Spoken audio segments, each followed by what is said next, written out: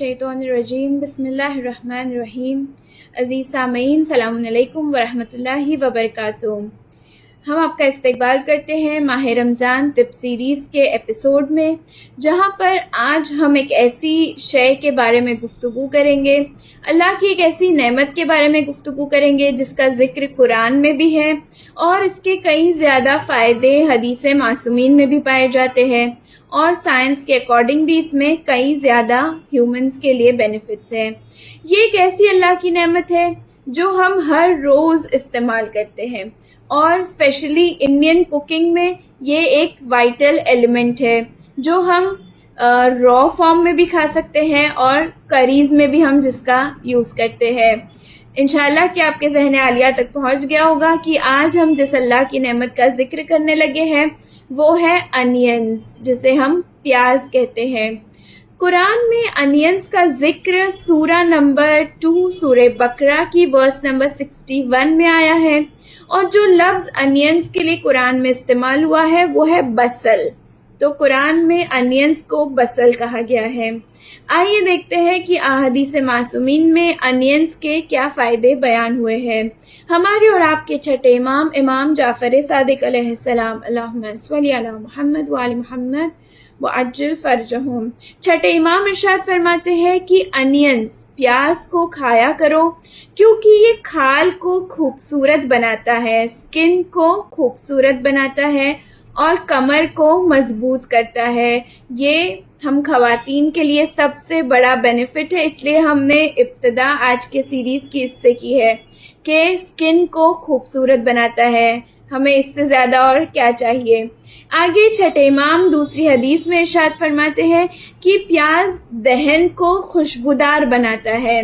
देखिए, हम उमूमन ये सोचते हैं कि प्याज खाने से मुंह में से बुरी स्मेल आएगी, बैड ओडर देगा, तो टेम्पररीली तो शायद हमारे मुंह से बैड ओडर आए, मगर इसका एक लॉन्ग टर्म बेनिफिट जो इमाम बयान करते हैं वो ये है कि प्याज मुंह को खुशबूदार बनाता है, बलगम को ख़त्म करता है, कफ को ख़त्म करता है और कुव्वत जिनसी में इजाफा करता है। ये हदीस अल महासिन वॉल्यूम 2 पेज 522 पर मौजूद है।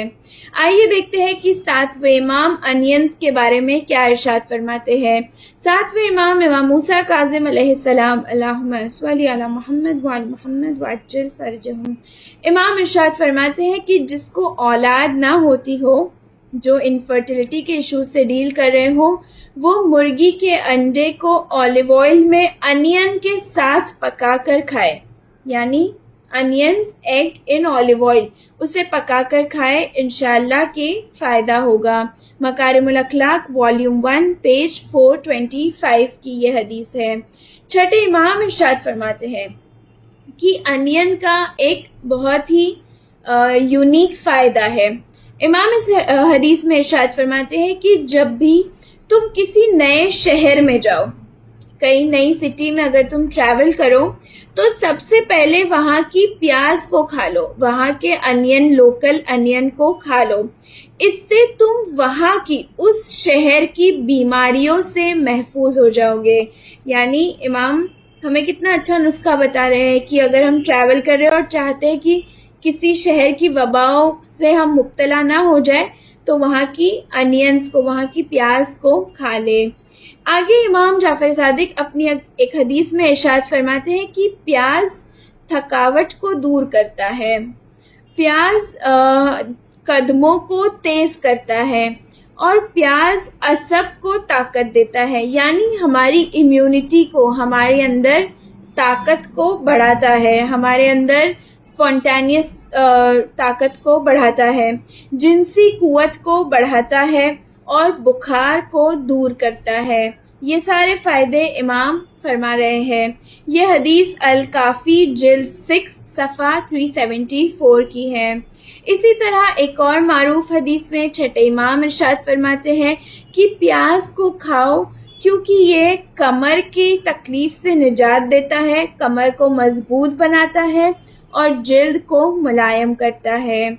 आइए देखते हैं कि रसूल अल्लाह प्याज के क्या फ़ायदे बयान करते हैं।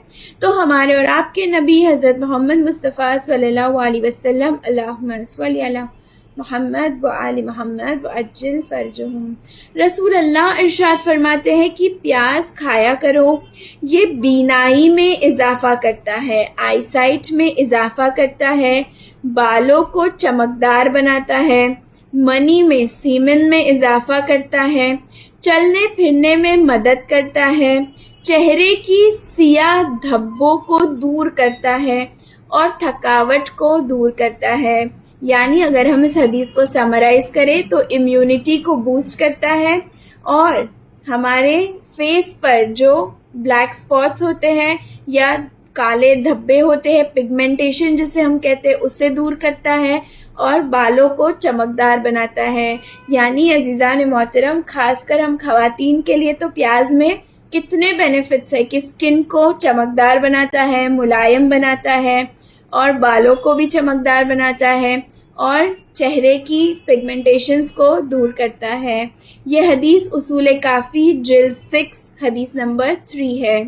آئیے دیکھتے ہیں کہ سائنس انینز کے بینیفٹس میں کیا بیان کرتا ہے۔